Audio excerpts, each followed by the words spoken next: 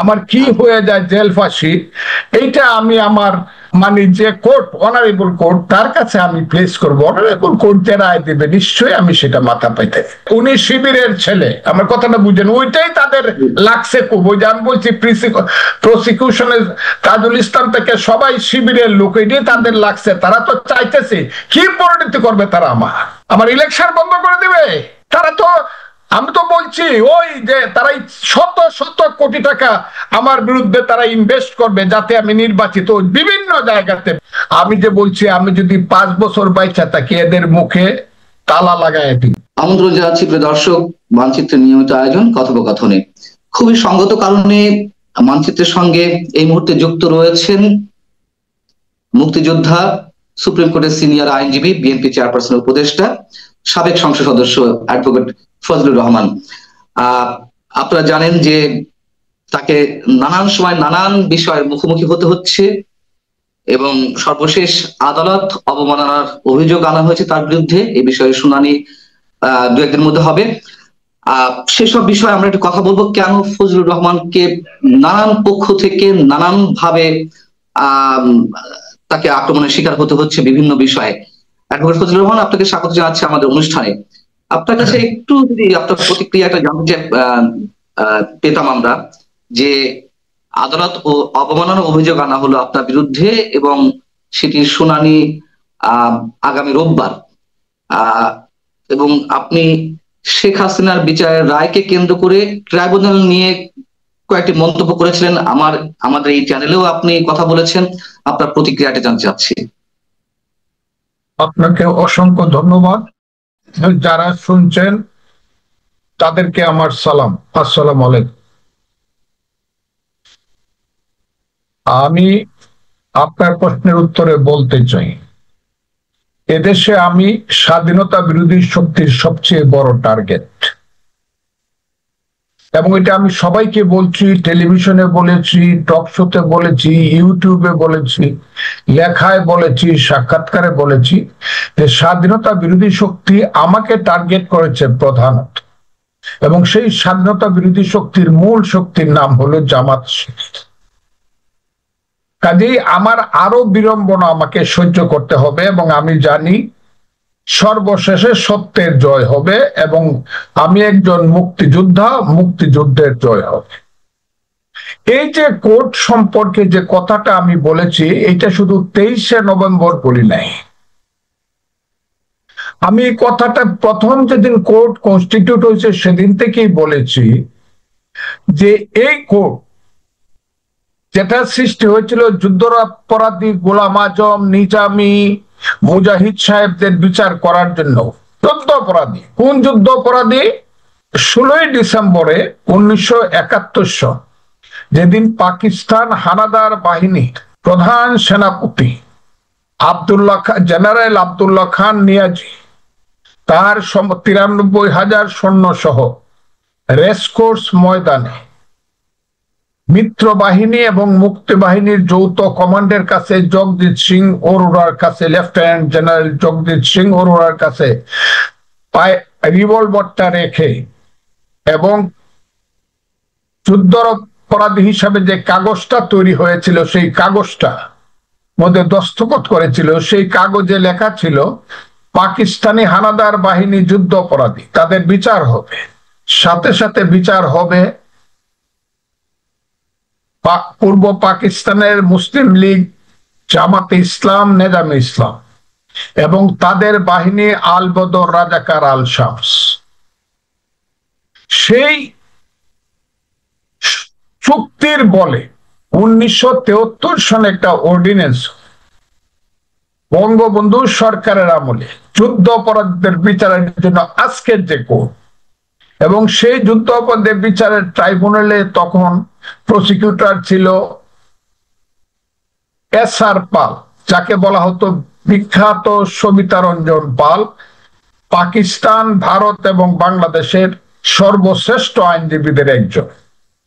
আর ছিলেন তার অ্যাসিস্ট্যান্ট ফকির শাহাবুদ্দিন এবং খন্দকার বাহাউল হোসেন।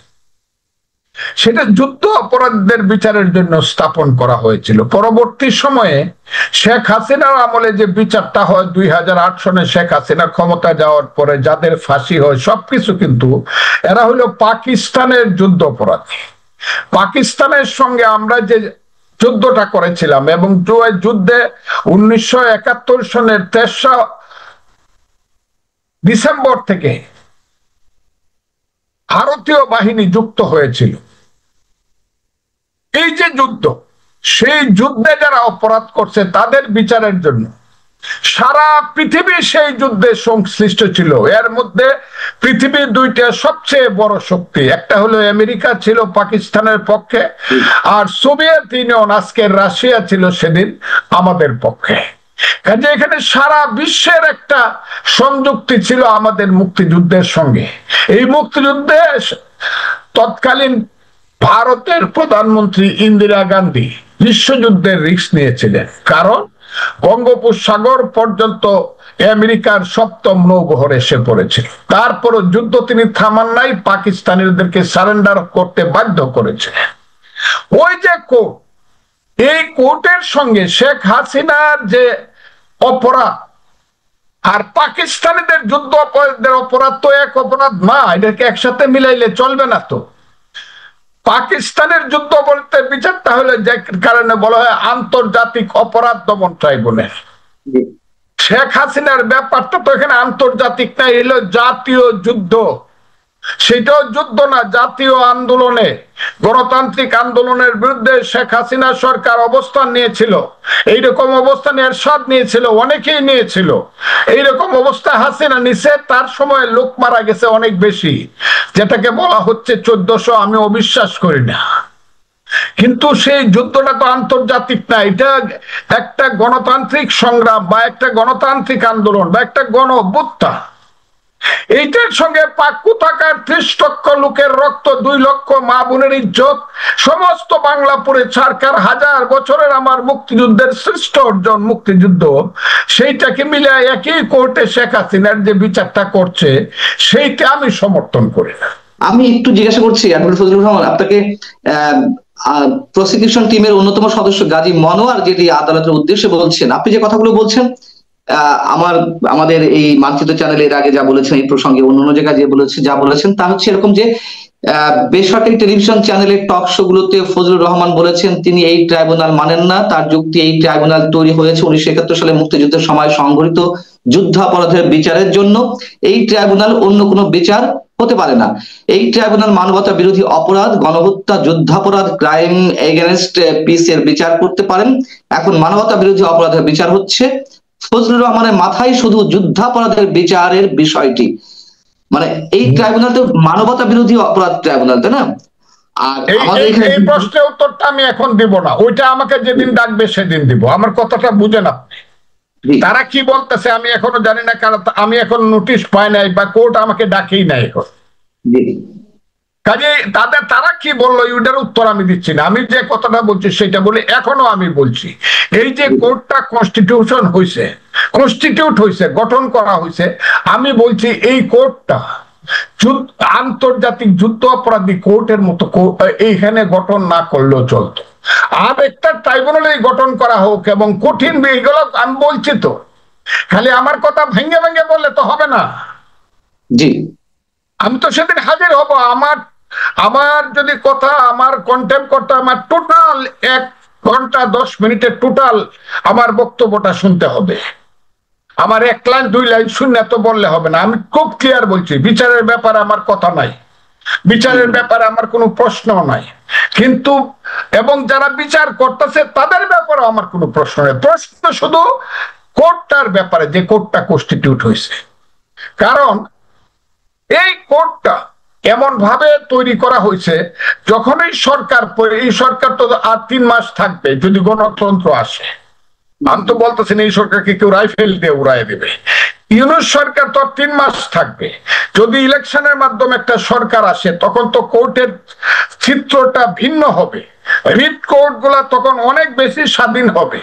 আর সেই রিট কোর্টে আমি কথাগুলা বলছি, তো কেউ যদি প্রশ্ন করে বা প্রশ্ন উত্থাপন করে যে 71-এর যুদ্ধ অপরাধী ট্রাইব্যুনালের মতো করে বা ট্রাইব্যুনালে এই ট্রাইব্যুনাল করাতে এই বিচার করা ঠিক হয় নাই, আর রিট কোর্ট যদি বলে ইয়েস এই কোর্টটা কনস্টিটিউট এইভাবে করা ঠিক হয় নাই এবং এপিলেট ডিভিশন যদি এন্ডোর্স করে, তাইলে যে কোর্টই গঠন করা ঠিক হয় না, রায়টা কতটুকু ঠিক থাকবে।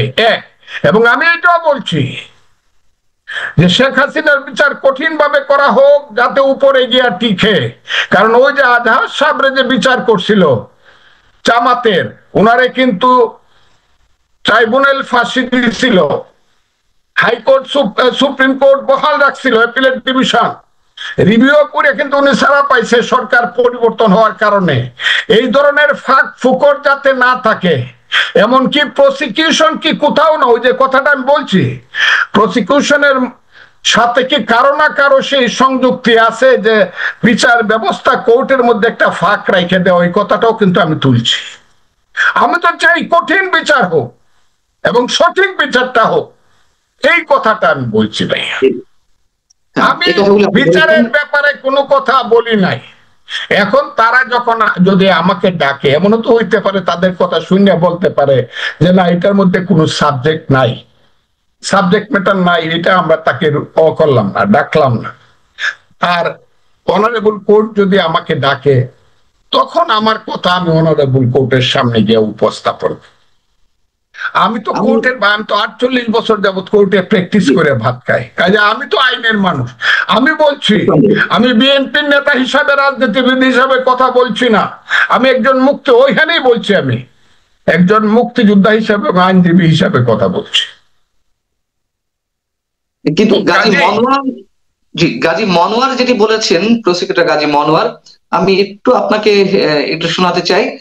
আপনি এটাও বলেছেন, আমি নিজে আপনার কাছ থেকে শুনেছি, আপনি বিভিন্ন জায়গায় বলেছেন, এই আপনি যে কথাগুলো বলছেন এর বাইরে নিশ্চয়ই অন্য কিছু বলেননি। আপনি বলেছেন এই ট্রাইব্যুনালে যে প্রক্রিয়া শেখ হাসিনার বিচার চলছে সেই ট্রাইব্যুনালকে আমি মানি না, এইভাবে বলেছেন। কিন্তু তো আমি চাই এই ট্রাইব্যুনালটাই আমার কাছে রং মনে হইতাছে, রংলি কনস্টিটিউটেড। আপনি আমার কথা এটা আমি বলতে পারবো না, তাইলে তারা জাতিসংঘের মহাসচিব দাঁড় করাক, মানবাধিকার যে 6টা সংস্থাকে দাঁড় করাক, ওই যে ইউরোপের সমস্ত রাষ্ট্রগুলো বলছে এই বিচারটা সঠিক হয় না, এর মধ্যে ফাঁক, তাদেরকে দাঁড় করাক। আমার মতো একজন